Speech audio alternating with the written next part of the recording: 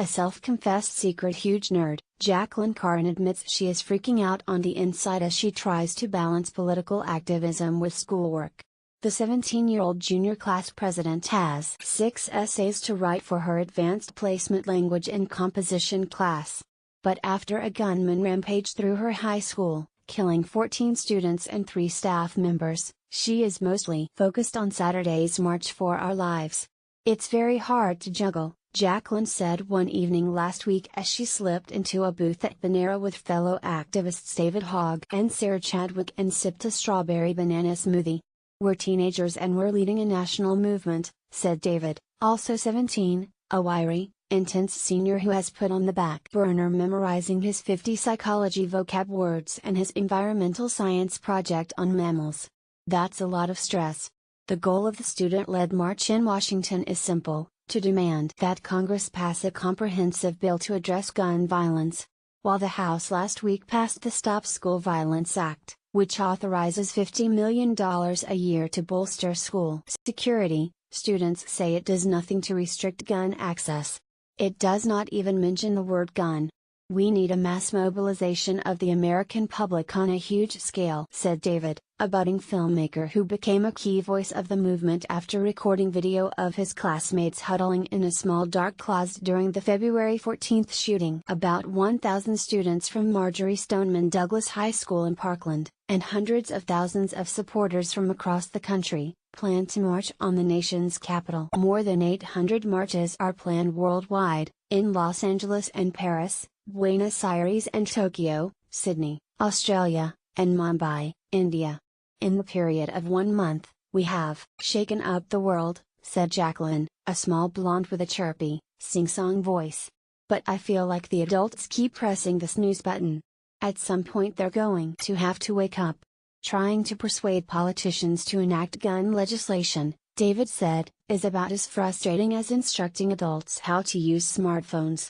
"You know, when they're like, 'I can't figure out how to take a selfie,'" he said dryly. "And then 5 minutes later, you finally take the phone and you just press the button. You just need to go into the settings." "That's perfect," Jaclyn said, giggling.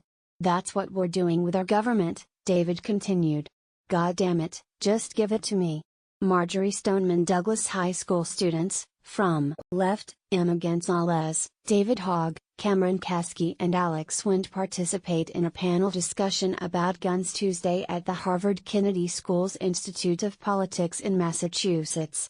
Stevenson/Associated Press, already, the students have raised more than $3.3 million via GoFundMe to stage the event, bringing in major donations from celebrities such as Oprah Winfrey, Steven Spielberg and George and Amal Clooney.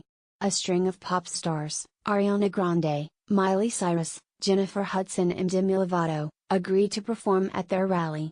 For the organizers, the march is a way to channel their grief and anger as well as send a strong message to President Trump and Congress.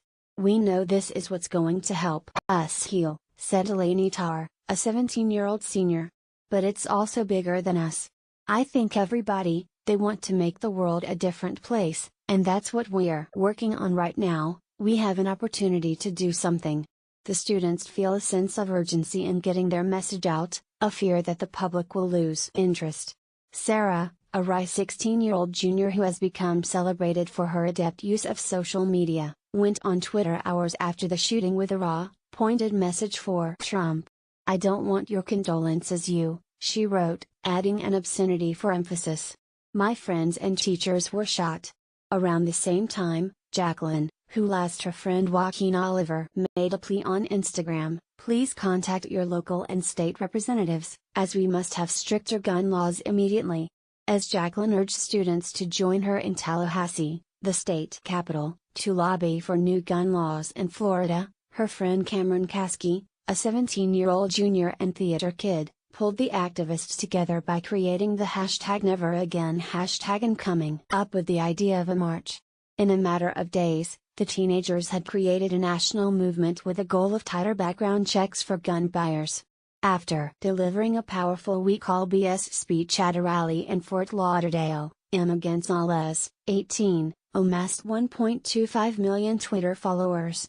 Within just 3 weeks, They pushed Florida's largely Republican legislature to pass, and Republican Governor Rick Scott to sign, a landmark $400 million school safety bill.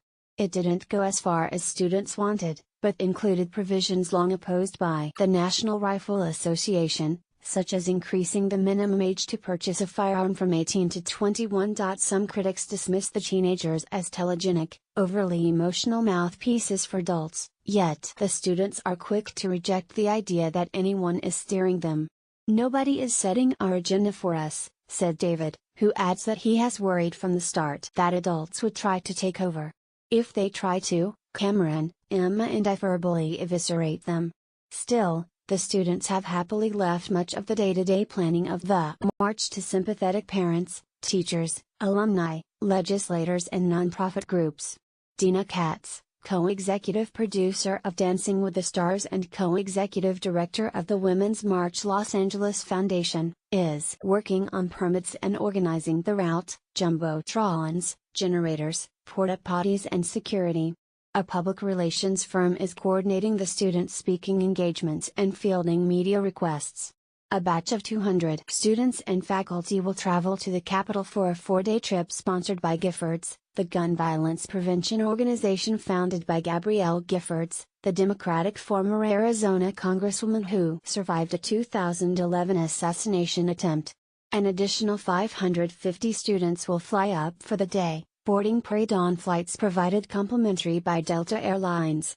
The teens accept that they are having an impact partly because they have resources that other shooting victims do not. Parkland is an affluent, predominantly white community, with a median household income of around $128,000.